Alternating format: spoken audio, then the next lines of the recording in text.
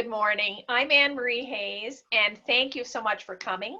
Welcome to the launch of our Not Worth the Risk campaign from Teens Learn to Drive against street racing and stunt driving. In this day, when so many people are making sacrifices, some extraordinary sacrifices to keep friends and family safe, others are using the reduced traffic on roads to put lives at risk.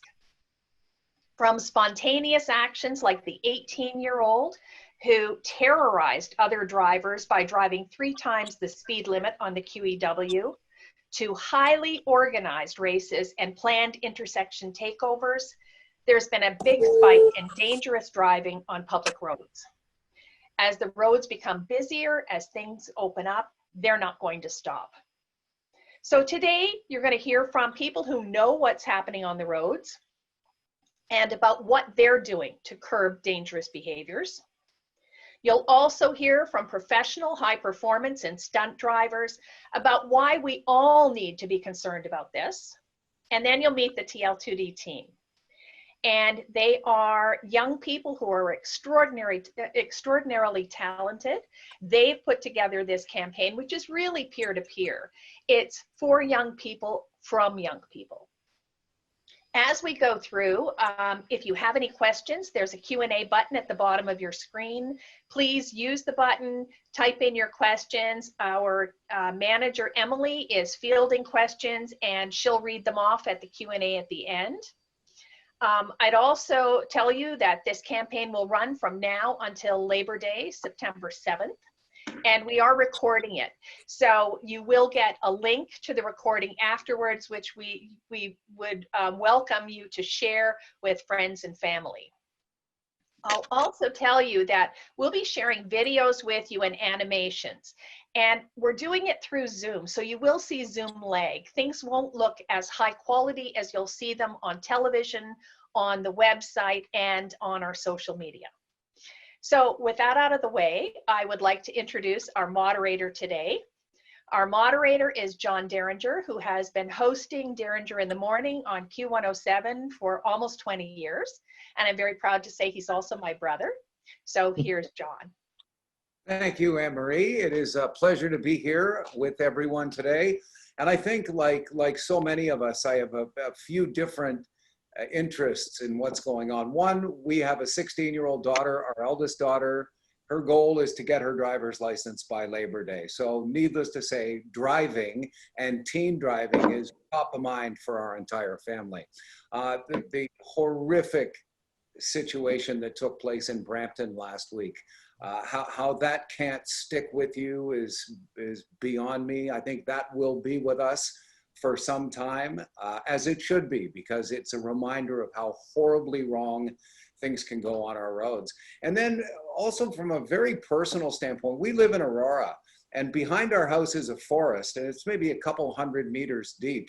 And on the other side of the forest is a rather main road, but there's really not much happening on that road at that point, but it's 4 lanes, and there's nowhere for the police to be able to stop without being seen from some distance away. And starting around the middle of March, every single night we hear the litany of vehicles. Sometimes it's one, sometimes you can hear that it's more than one car and they are racing, but that one particular stretch is a nightly reminder for us that there are people who are just looking for a place to take their cars out and either try and go really fast or try and beat somebody else. So I understand that we all have different reasons for feeling the way we do. Public safety at the top of that list. Let's start off today with Minister Kinga Surma, Associate Minister of Transportation in the GTA, from the GTA, and MPP for Etobicoke Centre. Minister Surma focused on getting people in the GTA moving, and needless to say, we'll all be talking about that for the next year or so. This includes working on new transit projects like the new Ontario line, the Scarborough subway extension, and many more.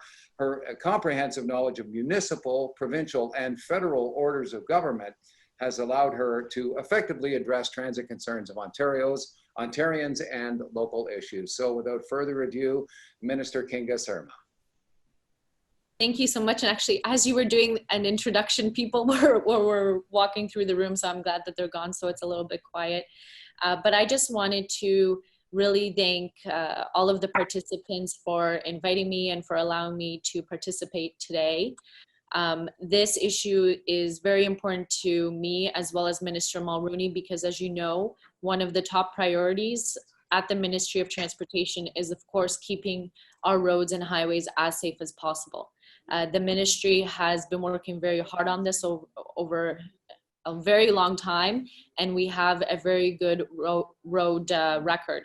But in saying that, I think that it's organizations like Teens Learn How to Drive, as well as other safety stakeholders, that really help keep our roads safe. The work that they do continuously throughout the year, also in partnership with law enforcement, the CAA, the Ontario Safety League, Mahad, it's all of us really taking the time to spread the message during critical points of the year to make sure that people are being responsible.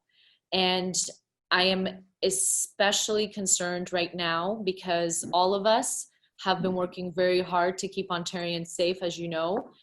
We have healthcare professionals, we have people who are keeping our power on, we have truck drivers that are working so hard to get goods to our grocery stores, working very long hours. We have grocery store clerks that are out there working very long hours to make sure people have food on their table. And so it's very concerning and disappointing to me to see a group of individuals that is certainly using the fact that there are less cars on our roads because people are staying home and working from home as per our government's recommendations, and using this as an opportunity to act in a way that is just simply not acceptable, putting themselves and others in danger.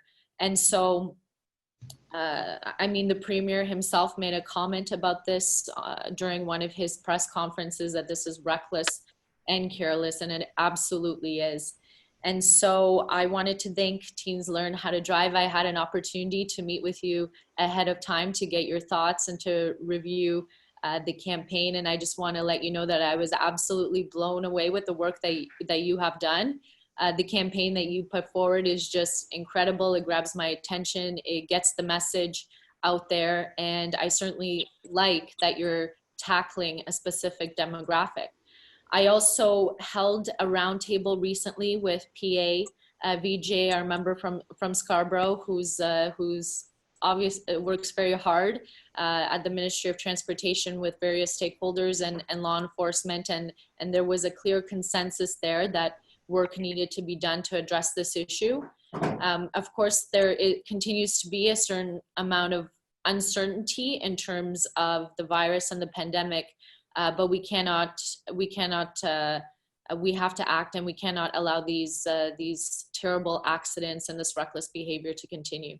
And so there was a general consensus from the roundtable that this needed to be reviewed. And so we've taken the recommendations both from Teens Learn How to Drive as well as our roundtable, and we are now working with the Solicitor General as well as the AG's office to review the penalties that are in place. As you know, in Ontario, we have very, very strict penalties, which include actual jail time and post-conviction penalties of license suspensions up to 10 years.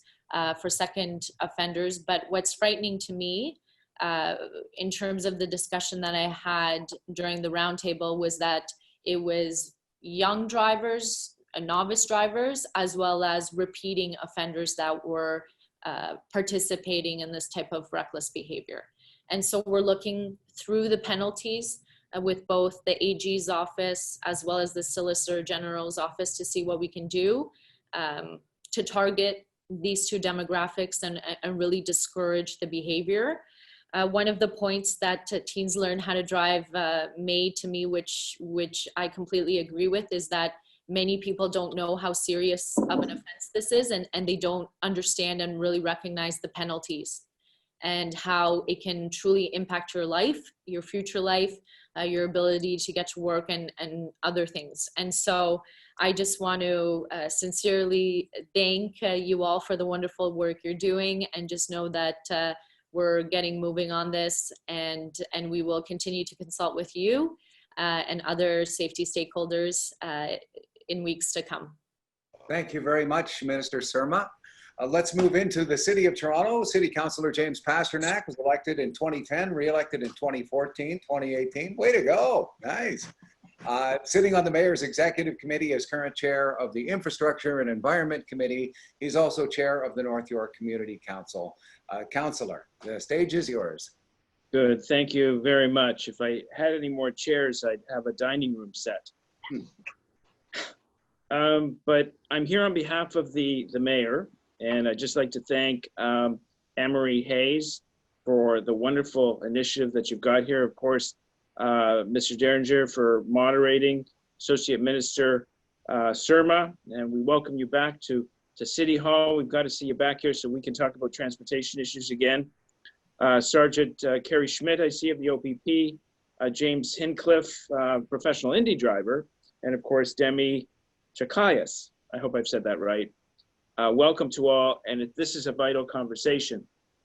And although John mentioned in the past, we all have a personal connection with driving if we have kids. And as a father of four, one of the most nervous things that I had to deal with in their growing up was when they started taking their driver's lessons and learned how to drive and did their tests and then asked to borrow the car. As a nervous father, although I trust my kids, it always came as a stressful situation, not so much from what my kids would do on the road, but worried about some of the other craziness that was going on. Now, before the pandemic came, counselors' offices, the number one issue that came to counselors' offices, at least the ones I speak to, was traffic safety, traffic congestion, and traffic volume. And hence, that's why we've had these transformative conversations with the province about high-level transit infrastructure and building out our transit system. So people speeding through neighborhoods, people driving recklessly, not obeying the rules of the road, running stop signs, running red lights, and speeding. And the city has seen a spike in street racing and stunt driving on our public roads because our public roads are primarily quiet these days, as many people stay home and do not commute, take their normal commuting pattern into work, nor are they going out to stores. Although as we open up, I imagine that congestion will increase. So not only do we have a legal and safety obligation to have this conversation, but it's a moral imperative to make sure that the people behind the wheel, whether they be young or old, are safe. And education, which is part of perhaps the core mission of Teens Learn to Drive, is essential. And before I became an elected official, I did some work with CARP, Canada Association for the 50 Plus. They had a program that I helped coordinate called DriveWise. And it was actually delivered by an OPP officer. And we went across the province. This was primarily a refresher course for seniors. But we saw through those seminars and the handouts that we gave how important education was. The refresher of the rules of the road, because when you write your test decades earlier, the rules have changed and the testing regimen has changed. So education remains extremely serious. And when it comes to racing and stunt driving, the tragedy of it is not only the people behind the wheel who are being irresponsible, lawless, and reckless, but it often kills or injures innocent bystanders who have nothing to do with the bad choices made behind the wheel. And that is a tragedy on top of a tragedy. So the City of Toronto is fairly aggressive when it comes to this problem of traffic safety, traffic congestion, and making sure that everybody obeys the rule of the road and respects one another. And our core program is Vision Zero, which is our objective to reduce to zero the number of serious injuries and fatalities on our roads. So it's a fairly broad program. We spend probably about $25 million a year on this program, which involves pedestrian safety corridors, senior safety zones, community safety zones, the lowering of speed limits, and the re-engineering of various intersections. We work with Toronto Police to make sure that there's education and enforcement. And of course, we work with various communities to take in their concerns about speeding in their neighborhoods and making sure that we respond. Technologies include automatic speed enforcement with the blessing of the provincial government, commonly known as photo radar, and of course, watch your speed technology, which studies indicate that when people see the signage and the speed limit they're going, they tend to slow down. And of course, we rely heavily on police support. Mentioned in passing by Associate Minister Surma is the criminal justice system. And once people are charged, then we need a firm response to those who have injured people, who have killed people, who have created property damage while stunt driving and driving recklessly. So in terms of, to just sort of summarize, because I know you've got a long speakers list, education is key. Various technologies to encourage slower driving, making sure that the criminal justice system and the police officers are there for enforcement, and of course penalties for abuse, making sure that we work with our various stakeholders to continue to implore on young people who are the primary people behind the wheel for stunt driving and street racing, that in fact the repercussions are extremely serious. They could haunt you for the rest of your life. You're putting others in danger. So with that, we continue to roll out the Vision Zero program, making sure our streets are safe, making sure pedestrians also understand their responsibility in preventative action, and of course, using all the latest technology and tracking systems to make sure that we catch early in the process those people who by habit are speeding, running red lights, and running stop signs. And usually if you stop them at a minor offense, it's often a deterrent on the speed racing and stunt driving on the public roads. So with that, I just want to once again thank Teens Learn to Drive. This is a vital conversation that we must have. We need young people behind the wheel who are thoroughly trained, who have to make split-second decisions. We want them to make smart choices, and usually education and public knowledge is the key, the upfront key. And then of course the city must do its part by continuing to invest heavily in road and pedestrian safety, making sure that we reduce fatalities, making sure we reduce injuries, and of course property damage. So on behalf of Mayor Tory, just once again, thank you for this lovely invitation, and congratulations on your great work. And we've got to keep this conversation going. Thank you very much, Councillor Pasternak. Great to have you here. Great to, we do have a long list of speakers who are with us on Zoom, but we do have a few people who are not able to make it in person today. So let's roll out the first of those. Superintendent and Unit Commander of Toronto Traffic Services, Scott Baptist, sent a video message. Good morning. I'm Scott Baptist, Unit Commander of Traffic Operations for the Toronto Police Service and co-chair of the Ontario Association of Chiefs of Police Traffic Committee. I want to thank you to Anne-Marie and everyone at Teens Learn to Drive for putting this event together and for highlighting the dangers of stunt and extreme driving and the terrible impact that such driving behavior has on families in our community. This event is a great example of how community partners, road safety advocates, police and the media can work together to make a real difference in making our roadways safer for everyone that uses them. It's critically important that all motorists use our roadways safely.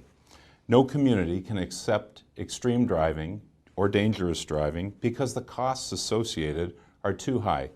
Terrible tragedies too often result, leaving grieving families and a wake of destruction that does not heal.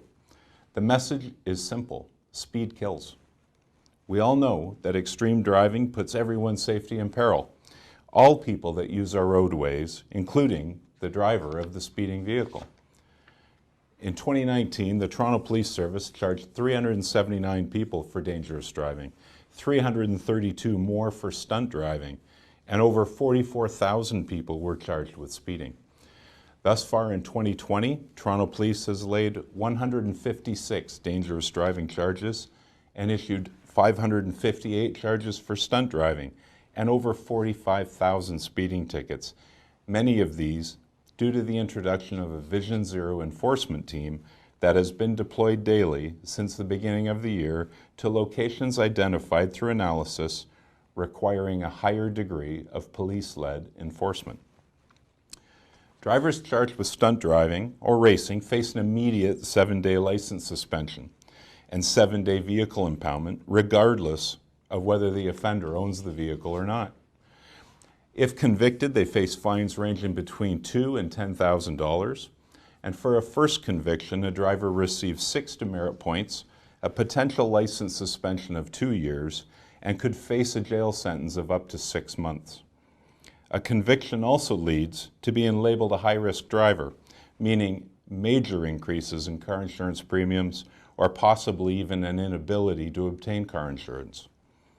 Our police officers, dispatchers, and other emergency services and healthcare partners see the terrible aftermath of these extreme driving behaviors far too frequently and are left to try and console the families of victims who simply cannot make sense of why their loved one is dead.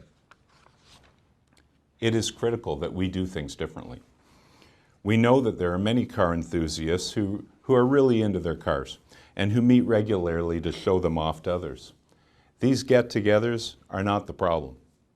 Those who make the choice to drive recklessly to, from, or during that get-together are the problem.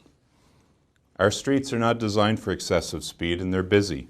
Mothers with young children, senior citizens, and others who have a reasonable expectation that they can move about our city safely without putting their life at risk simply by walking down a sidewalk. Even the most experienced race car drivers know that there is only one place to test the limits of their vehicle and their skill, and that's on a closed-circuit race course. Spinning tires, doing wheelies, drifting, racing, these are all extreme driving behaviors that have no place anywhere, including the City of Toronto. Traffic safety is a community issue. It's incumbent on all members of our community to hold each other accountable and to discourage those who choose to make uninformed, not smart choices. Toronto's committed to Vision Zero. We are making significant investments of time, technology, and effort to reduce the number of people that are killed or injured on our roadways. Please do your part. Make smart choices. Drive safely, and let's make sure that everyone gets home safely and that no family is forced to deal with the terrible sorrow of losing a loved one to an extreme driver. Thank you so much for taking the time to listen. Again, I applaud Teens to Learn to Drive and Anne-Marie and her team. And we wish you all, from everyone at Toronto Police, we wish you a safe and healthy summer, and we hope that everyone gets home safely. Thank you.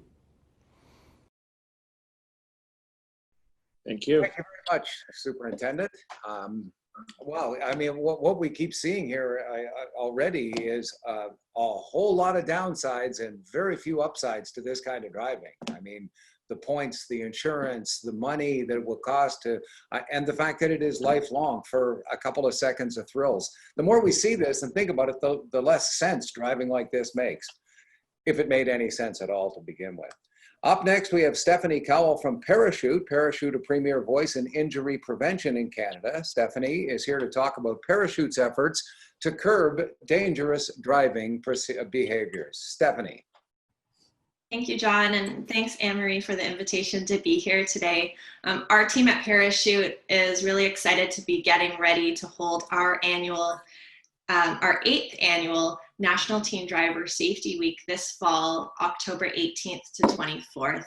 And National Teen Driver Safety Week is Parachute's annual public awareness campaign aimed at educating young drivers about road safety.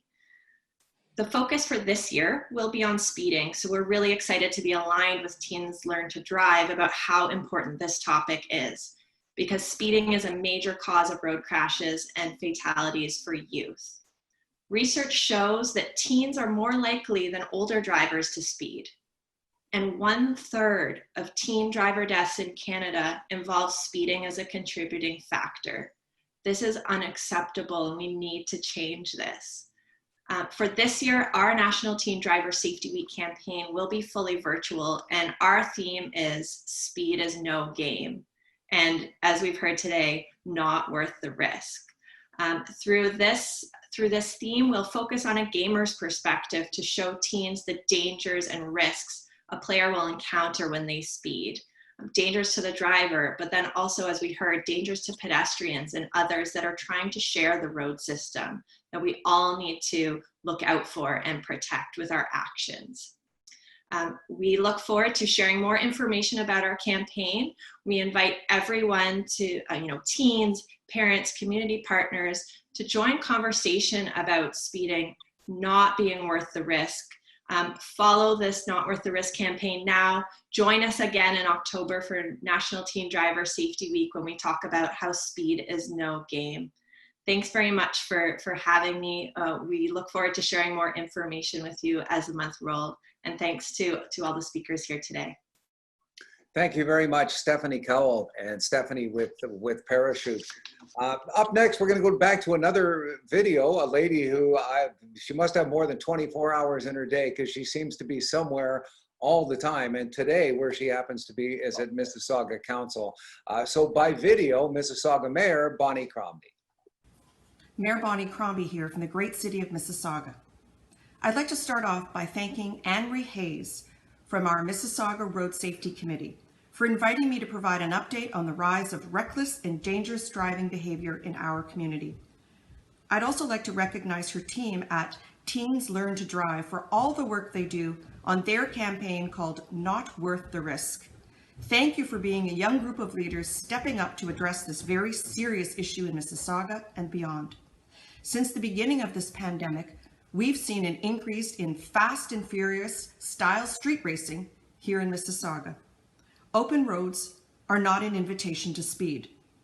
Just this past month, Peel Police scheduled several targeted street racing blitzes that resulted in 18 criminal charges being laid, 14 vehicles being seized, and over 400 Highway Traffic Act tickets being issued. PRP and our enforcement officers have also busted several large car meetups in parking lots across Mississauga that are in contravention of the province's orders for gatherings of more than 10. This is risky and unacceptable behavior. To combat this increase in reckless driving behavior, Peel Regional Police have launched the ERASE program, which stands for Eliminating Racing Activities on Streets Everywhere.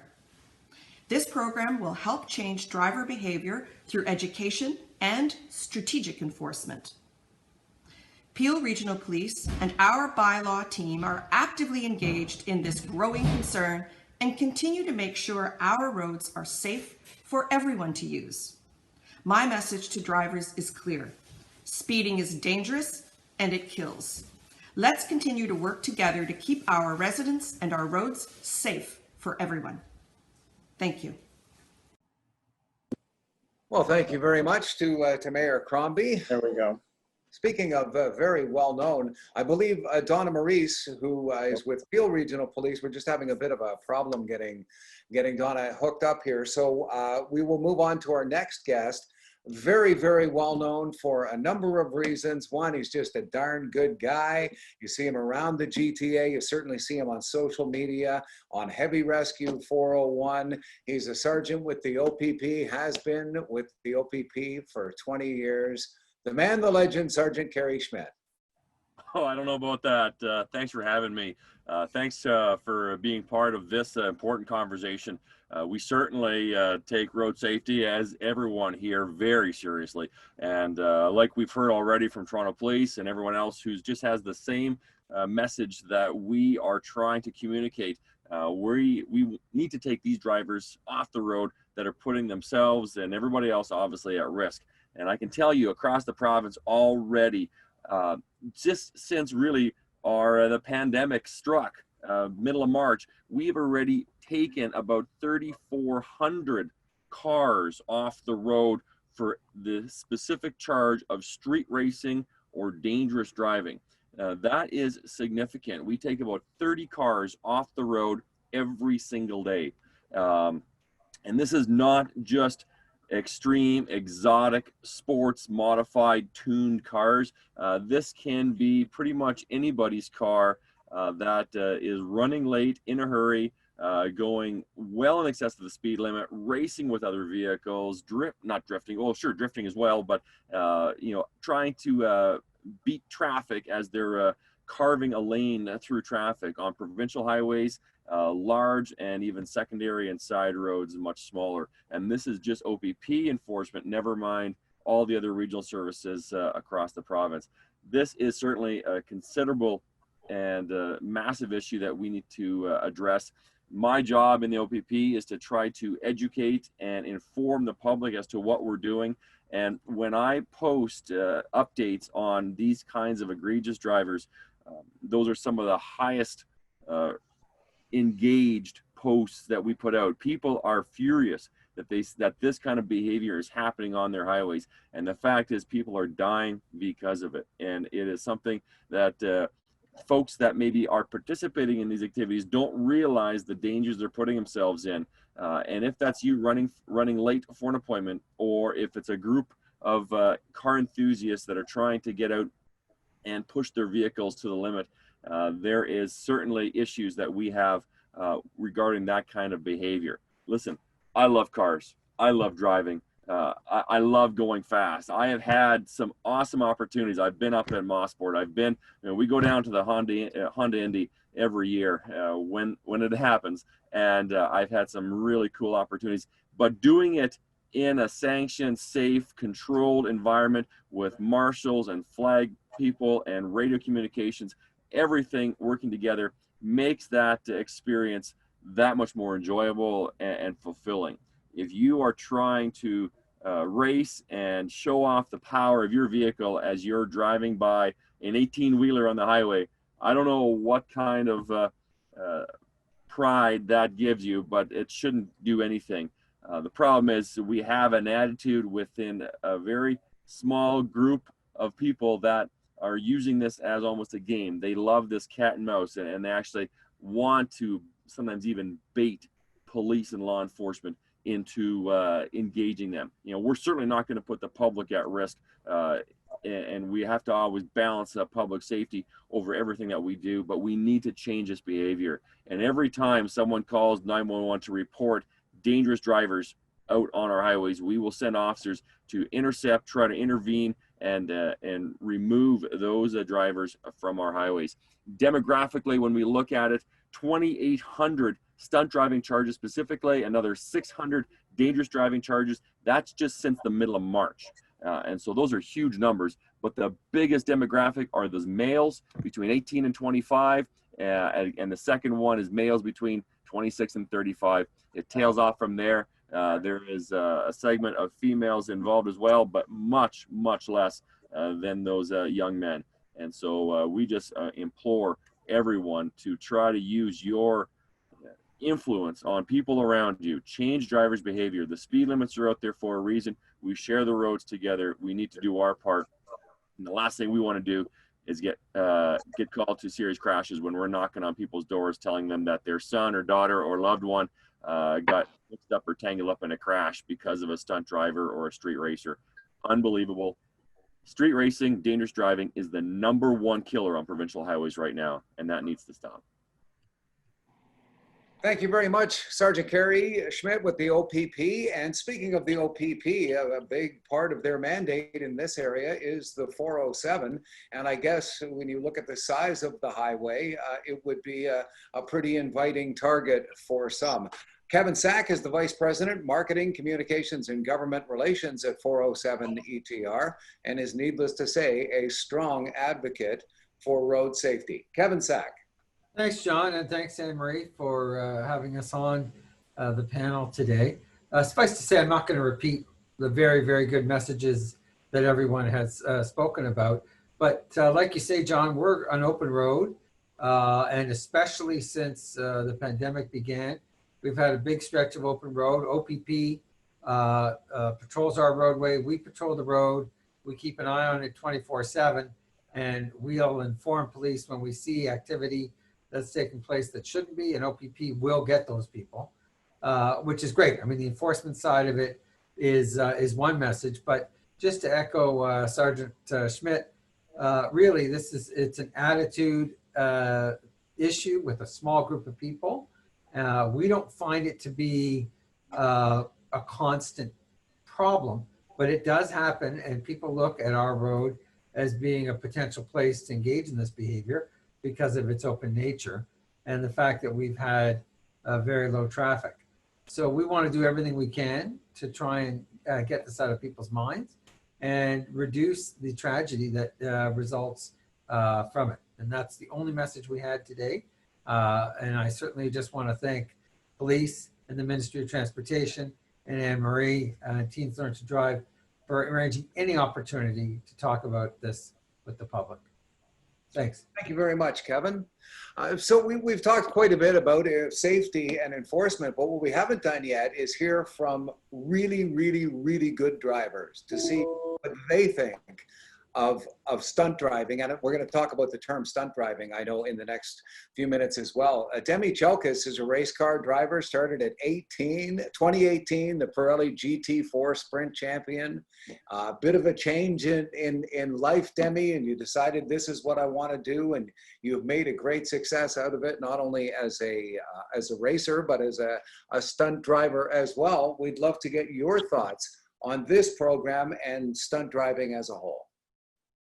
Yes, thank you, Darren. And I first want to start off by saying that it's an honor to be speaking in front of all of you today. Thank you so much for giving me this platform to speak about such a serious and important issue such as stunt driving. As you mentioned, I'm Demi Chalkias. I've dedicated over 11 years of my life so far in the high-performance driving industry, and I've spent hundreds of hours behind the wheel of a car, either as a high-performance driver and race car driver. As a professional in this field, it's terrifying to see what's happening out on the roads. The reason why you won't find anybody in our profession out there driving recklessly or stunt driving is obviously it's illegal, but we know how fast things can go wrong. The people who are out there stunt driving and who think it's cool to be out there stunt driving are risking not only their own lives, but everybody else's lives that they're sharing the road with. And they might think they're an incredible driver, but they can't control the external factors like debris on the road, for example, gravel or blown tire pieces, or even other drivers who don't know how to react to them coming at them at those speeds. The list could go on. And when things go wrong, and they do, they won't know how to catch it, control it, or protect themselves in the event of an accident. A lot of our training as a race car driver is not just controlling the vehicle. A huge portion of our training is actually how to brace for a high-speed accident and how to get out of the car quickly. It's truly gut-wrenching and terrifying to know that there's people out there stunt driving, period, but also to add on to them not having any experience, it's terrifying. I feel safer on a racetrack than I do on the public roads, to be honest with you. I mentioned earlier, but my own family actually lost the life of our aunt to a reckless driver. That person, that individual, decided that they wanted to travel at speeds well over the speed limit and blow through a red light at a traffic light. They ended up T-boning my aunt and taking her life. It was a tragic loss for our family.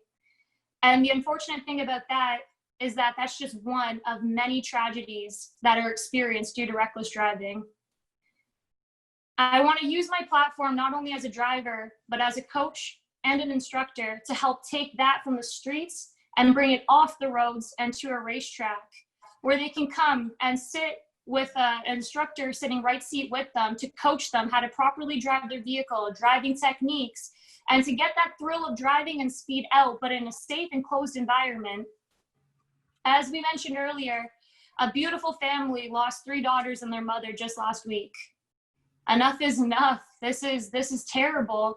I'm proud and honored to be fighting for something such as stunt driving and anti-stunt driving, and to try to use my platform to help get it off the streets and onto a racetrack. I want to thank you guys all for your efforts, for what you're doing. And if there's anything that I can do, I'm more than happy to spread this message and to do what I can on my end to help take this off the streets. Oh, that's great. Thank you very much, Demi, Chalkias. We had the opportunity of Anne-Marie and Emily and I to spend a few minutes virtually with our next 2 guests, and I think we all learned a lot, and I think you will as well. Professionals, veterans who know their way around cars at what can be their most dangerous, but under controlled settings. Tania Cardwell, ACTRA National Stunt Community Liaison, works with ACTRA's professional stunt community to help support them in the work they do. ACTRA, essentially the Canadian Union or Association for those involved in the making of movies and TV shows. And Shane Cardwell, 42 years now driving. I mean, when you think of movies and cars in the last 10, 15, 20 years, you think Fast and Furious. And indeed, Shane has worked on those films and many, many others. And you guys had such great insight. I'm hoping we can kind of replicate some of yesterday's conversation about the way that you see that things have been rolled out and how we can help make things better on our public roads. Tania? Hi, everyone, and thanks so much for having us. Shane had a little fight with cancer, so he's a little hard to understand.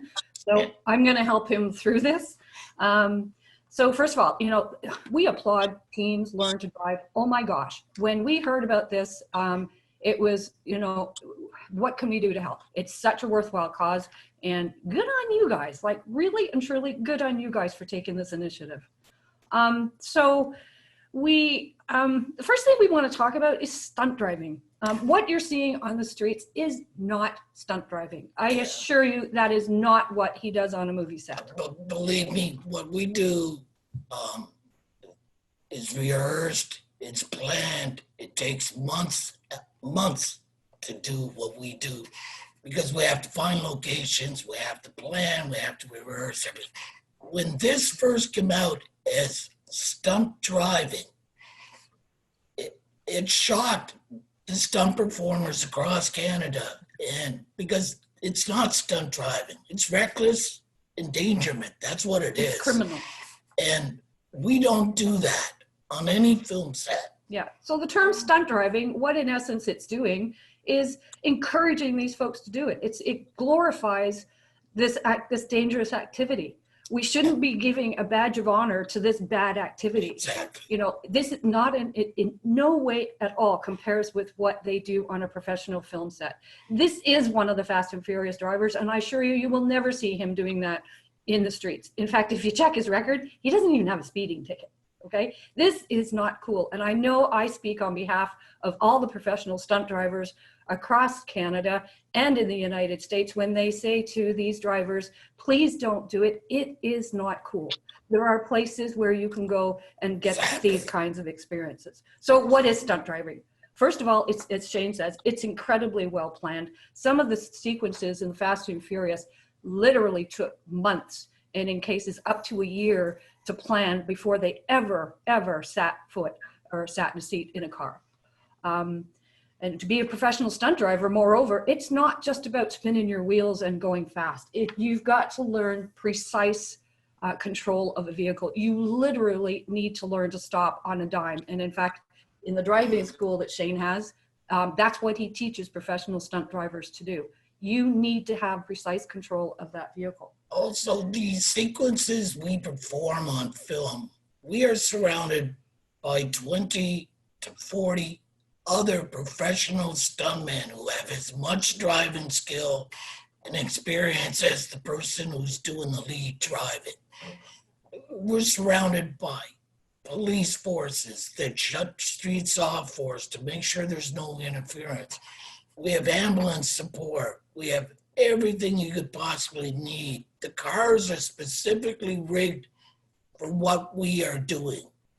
And more than that, they actually go to the cities and the places where they're filming. They have to get a permit to do this. So you don't just go out on the street and start doing this stuff. There's a lot that goes into the background. As he said, you know, taking months to prepare the vehicles and equipment. The location is key. Some of the biggest sequences are done at places like abandoned airfields. In one, we shot in Iceland for Fast 8. We were out there for 5 weeks on a frozen lake. In the middle of nowhere. 6 hours from nobody. Middle of nowhere, so we could control everything ourselves. So then, as he says, you've got to have, you know, a driving crew that can work with each other. In a lot of cases, they know each other so well, they can anticipate what their next move is going to be. It's almost like a dance. Yes, we have the same crew over and over. Every fast film we do, it's the same bunch of men and women. And we're all familiar with how each other drives. And believe me, you have to trust the people you are working with. You really do. And you can't do that on a street. The other thing that comes into play is camera cars, camera angles. That all goes into making films look like they do. It's not what these folks are doing on the street. Yeah, not everything we do is done at 90 miles an hour. You know, we use cameras to speed the film up, and you know. And most important, you need to be aware of your surroundings. And so what that means is you have to have an out in case something goes wrong. And that doesn't happen when these folks are doing this on the street. They don't even think ahead that far, which is what gets them into trouble. They're not able to control the vehicles when they're doing this, and they don't have the foresight to go, what am I going to do if somebody walking down the street all of a sudden is in my way? They can't possibly avoid it. So in short, there is absolutely no room for reckless activity on a film set. And in fact, if somebody from, you know, from the streets that's doing this thinks that this is going to help them to get a job one day doing what he does, what would you be telling them? If anybody ever walked up to me and said, oh, I've got a stunt driving charge against me, first thing I would ask security come in, have them removed from set. There's no place for people like that in the film industry, and nobody wants them. No. Not to mention, you're going to lose probably any opportunity you ever have to get a green card to get in the U.S. for your future, anything else. Yeah, and as for street racing, seriously, like there are places you can go to do this. You know, it's been talked about before, you know, and so just stay off the streets. It doesn't make any sense, and you don't have the right to take someone else's life. Like Demi said, it's more fun to go and sit with somebody who knows how to do this and train with them. You'll enjoy it a lot more than you will taking a chance and risking someone else's lives. Yeah. So I hope some folks will think about that term stunt driving. And thank you so much for having us. And we remain committed to helping out with this cause in any way we can. So thank you. Thank you very much, Tania and Shane. And it's kind of ironic, isn't it, that a stunt driving charge would stop you from ever getting a job as a stunt person. Up next, well, certainly a motor vehicle company that is synonymous with safety, Matt Girgis, is the managing director of Volvo Car Company Canada, responsible for all aspects of Volvo Cars organizations in our country, including sales, marketing, service, and today, Matt, we talk about safety. Awesome. Hello, everyone. Thank you very, very much for having me, Ann and the Teens Learn to Drive organization and the initiative you guys are taking. I'm very happy to be here with you guys. There's a lot of good energy around this group and what you guys are talking about today, and it's very inspirational to me, just as a Canadian and living in Toronto, but also as a stakeholder here within this. You know, auto manufacturers play a very big role in this discussion. and we put cars on the road. So we really should be tuned into how they're built and how we can help to participate in correcting this issue. So I am very happy to participate in this discussion together with you guys today. John, as you mentioned, at Volvo, we take this very seriously. We've always taken this seriously, and it's very much a part of our DNA, and the forefront of our strategies are always around safety, innovation, and how we can help to eliminate and over time have an environment and create an environment where we reduce these kind of accidents on the road. So similar to what James mentioned earlier, we do have a vision zero kind of idea with an ambition to have zero fatalities and injuries in all of our new Volvos. So I'm very happy to see and encouraged to see that our city has a strategy that's very much in line with what we're trying to do in the Volvo world. And going back for us, if I talk about just actions or how we can participate, like I mentioned, safety is part of our DNA, and we did invent the 3-point safety belt about 61 years ago. And at the beginning, when we did introduce it, there was a lot of criticism around it by many in terms of, are these violations of people's rights? And that was 61 years ago. And if we fast forward to where we are today, the same seatbelt is credited for saving about 1 million lives. And it remains the most critical safety system included in our cars today. So we've never really stopped around this innovation, and we know that we need to continue to develop tools and technologies and strategies that are very much in line with safety. So today I just wanted to share with you guys a couple of the things that we're doing as Volvo, and we call on all auto manufacturers to think about it in the same way to keep the road safe. One thing we're doing in cars in our model year 21 vehicles is to introduce a top speed limit on all cars of 180 kilometers per hour. Now, I know this is still a relatively high number, but it's a first step that we're taking in order to begin the discussions around our accountability into making the road safer. So effective the middle of this year, once those new cars come to Canada, our model year 21s, they will be limited to not be able to go past 180 kilometers per hour, which we think is a very encouraging step forward. You guys did mention already some statistics around this, but just to highlight again, 27% of fatalities and 19% of serious injuries are involving speeding. So this is something that we all need to contribute to fix too, not so withstanding the auto manufacturers. And I think people just don't simply recognize the danger involved in speed and driving too fast in any given traffic situation. They really need to be understanding of what the vehicle can do and the damage that it could make and the seriousness involved as well.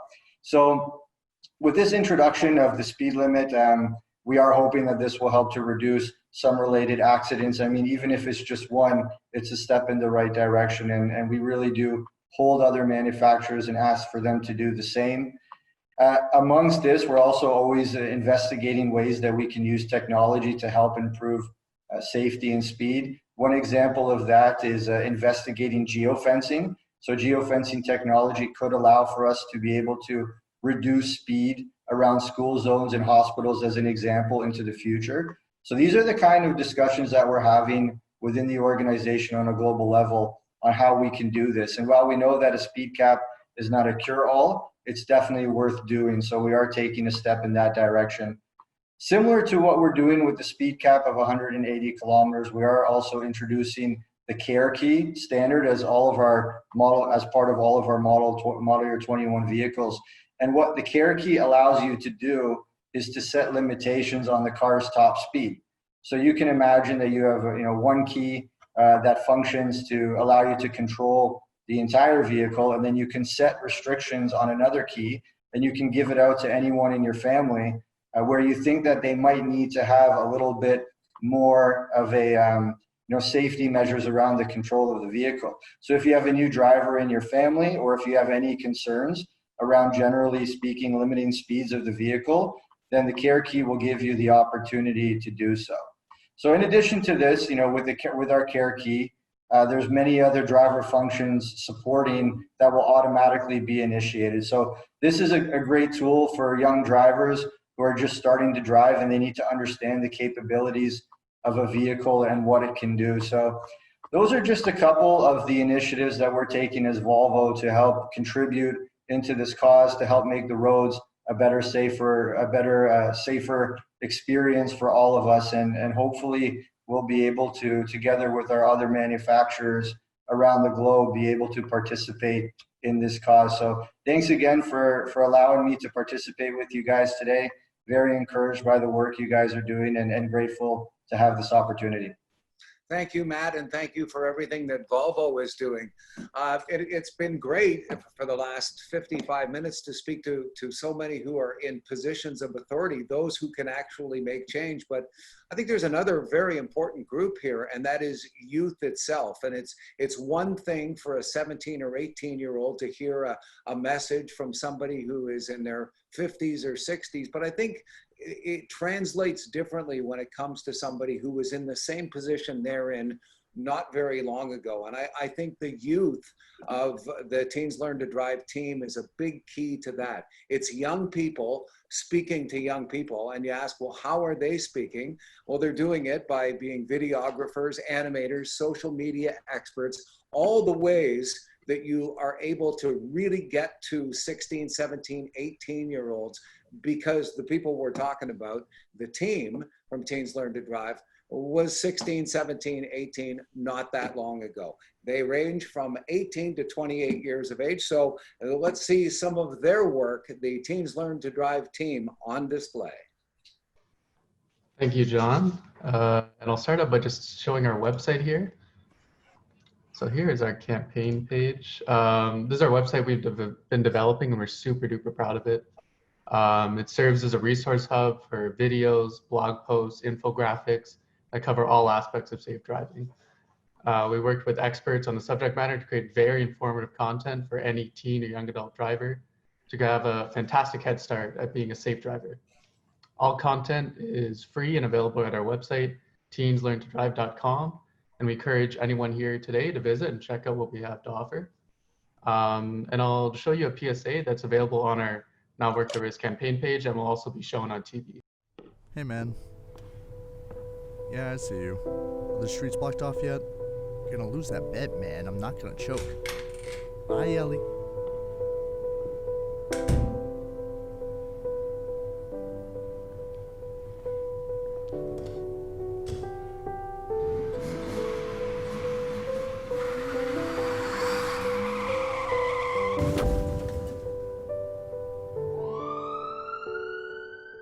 So I'm going to pass it on to Ray, who's actually the creator and editor of that video, so you could talk a little bit more about it. Thank you, Quinn. So because Teens Learn to Drive focuses less on scare tactics and gore, we decided to go for the emotional aspect of who could be left behind, whether it be a dog or a loved one or a friend. And everything was filmed within COVID parameters, so none of us actually got together and filmed. I just filmed it with my roommates at the house, so everything was nice and safe. And I'll throw it to Djavan to talk about more approaches that we've made with other videos. Hey, good day, everybody. Yeah, so as Ray was saying, we had to get really creative with how we were going to make these videos because of the whole quarantine situation.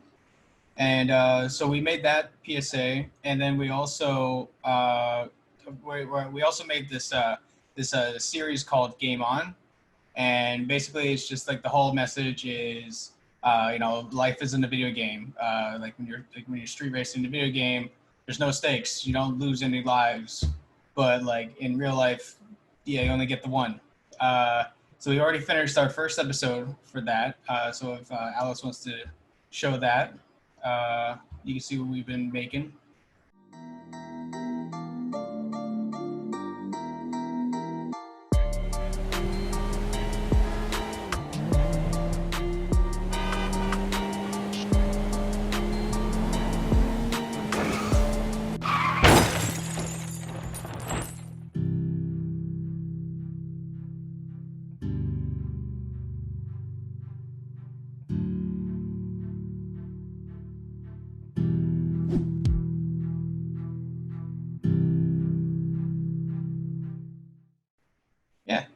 So we should get more videos coming out soon of a similar theme.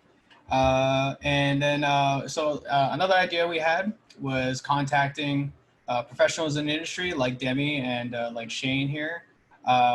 We wanted to hear from their side of the whole conflict, and Brayden can actually elaborate more with the video we made with another particular racer. Hey everyone, so I'm Brayden, and to expand more upon what Djavan said, we are really aiming for that teen and young adult demographic. So in order to do that, we wanted to do things that would relate more for teens and young adults. So we understand that as teens, as people our age, sometimes we don't listen to friends and family. We kind of have to hear from other people. So maybe with this game series, that was our one approach, it would relate more to them. But another thing is we could use their idols, such as stunt drivers and professional race car drivers. So we actually created an entire series about this called The Pros Speak Out, about street racing. And I was lucky enough to talk to one of my idols, James Hinchcliffe, who is a professional IndyCar driver. And I had a 30-minute conversation with him, and we were able to talk all about street racing and get his thoughts. But we created a 2-minute video that we can show you guys, which will be our first episode of the series. And Alice can go ahead and show you guys the episode.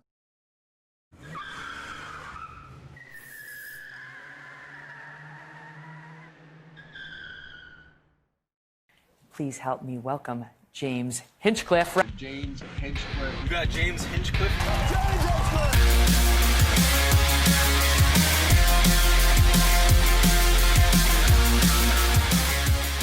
I think what a lot of people fail to understand when, street racing or driving fast in any scenario is if you haven't grown up doing it, if you haven't been through the experience of a professional driver, you don't realize how quickly things can change. At a certain speed, everything is happening so fast, and all it takes is, not even something distracting you. It could be something that's sitting on the road you didn't know about. It could be reacting to the behavior of another car on the road that could be erratic and unpredictable.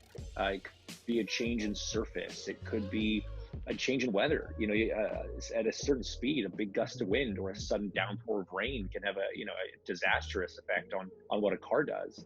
And so when you're doing that in an environment that's not a controlled environment, a specific circuit built to keep cars safe and pointed in one direction and all those sort of things, the risks just go up exponentially. And what I do as a professional is an incredibly risky job. I talk to professional hockey players, baseball players, football players, whatever, and they all tell me I'm crazy. They would never do what I do. Well, I think of people that try to do what I do in an uncontrolled environment on the road, and I think they're absolutely out of their minds.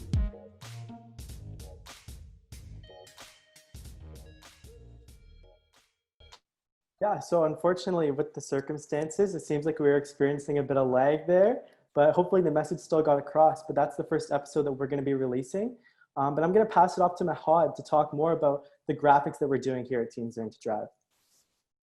Yeah, so we wanted to focus on creating messages that we thought people currently learning to drive would need, and how to deal with other stunt drivers on the road. And so this includes what to do if you come across another driver that's street racing or stunt driving. I went to call 911, what stunt drivers and street racers can and can't control, and the potential consequences of street racing and stunt driving.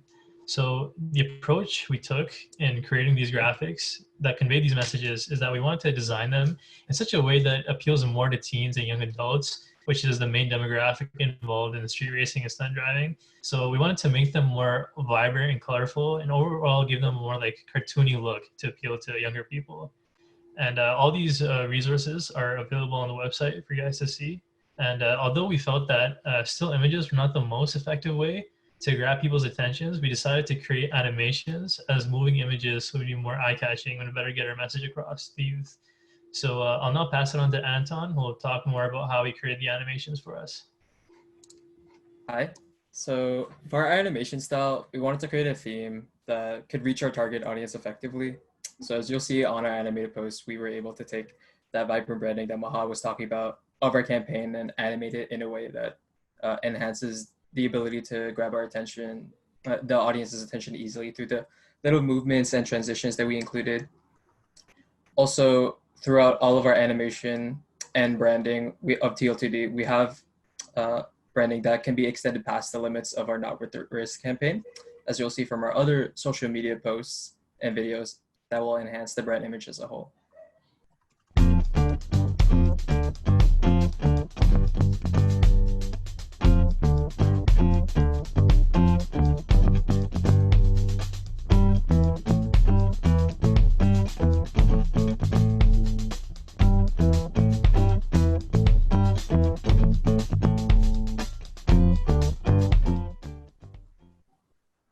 And finally, I wanted to talk about collaborating with the entire team, as I had the chance to animate for every member in the team at least one point in time. And I believe that made the end result of the campaign a lot more impactful. So now I'll hand it over to Alice, who will talk about our social media strategy.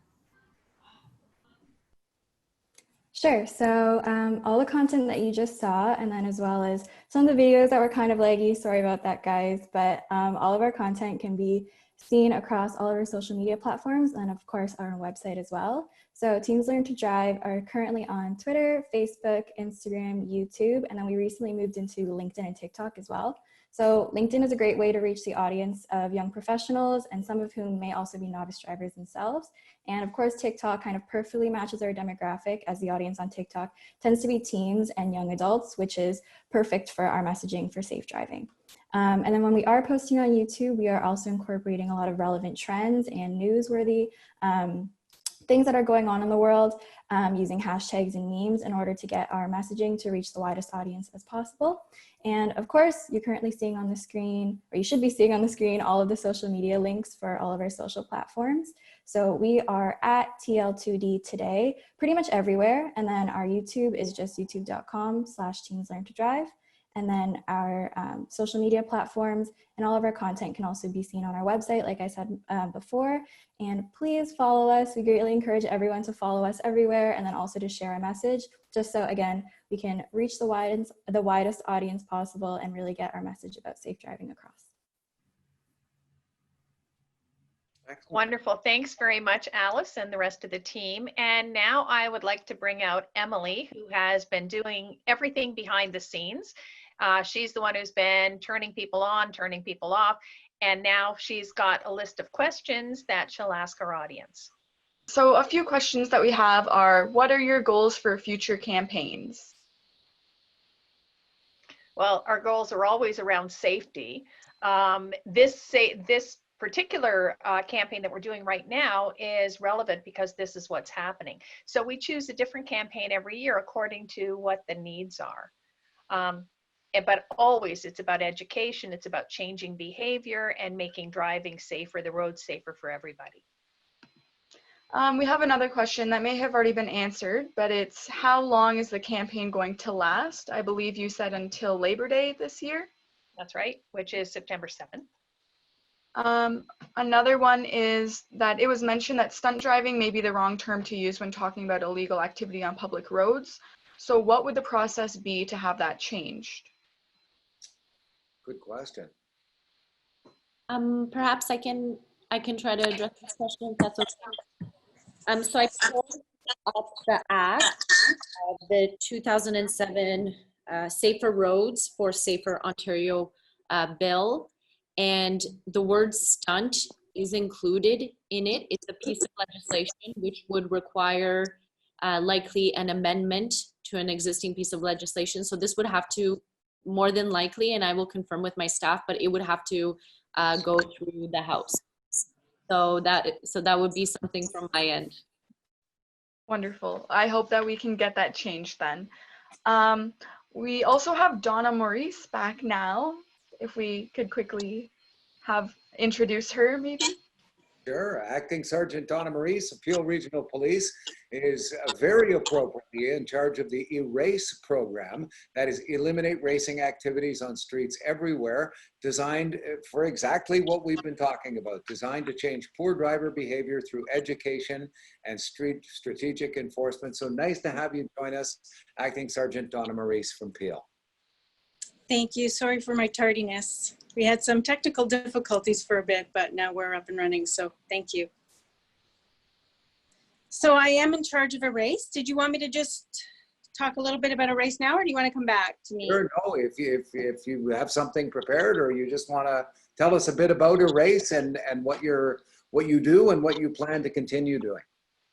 Okay, so the race has been taking place in Peel for a number of years now. Since the onset of COVID-19, the roads have been quite bare, and the racers have taken advantage of that, the COVID-19. So obviously we've been getting more than normal amount of complaints coming in from council, right up to the mayors, to the chief. So for the last 5 weeks we've been putting out 20 individuals, 20 officers out on the road strictly for a race. And we're finding that, I was looking at the statistics, and it looked like from last year, April, May, June, to this year, April, May, June, we're up 107%. So that is a lot of complaints over this last little while. So we've been hitting the roads hard with a race, and our numbers have been up. We find that even though they know that we're out there, they still keep coming out week after week after week. And luckily for us, we have great partners, Toronto Police, York, OPP, and we all touch base and share information. So it makes our job a little bit easier.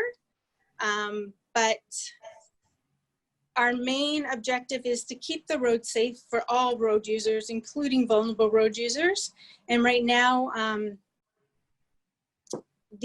and I don't blame them, the public really has some concerns, and so do we, and we're trying to alleviate those concerns by getting out there every week and showing that we're there and doing something about it. There's a lot of people still out there racing. Well, thank you very much for what you do every day and for joining us here today. Anne-Marie, is there anything else? I know we ran a little over. We want to say thank you to everybody for hanging in with us. This is such important messaging. We appreciate partnering with all of you, and thanks to my amazing team. And the recording will be available afterwards. And I think that's it. Thank you so much, and safe driving to everybody. Thanks, Thank you very much everyone. for joining us. Thank you. Special thanks to John for moderating for us today, and for Emily for doing all the background stuff, and for Minister Surma for making this a priority. Thank you. Thank you. Thanks, guys. Bye-bye. Thank you. Thanks, Bye. Anne-Marie. Everyone for coming. Thank you. Thank Bye-bye. you.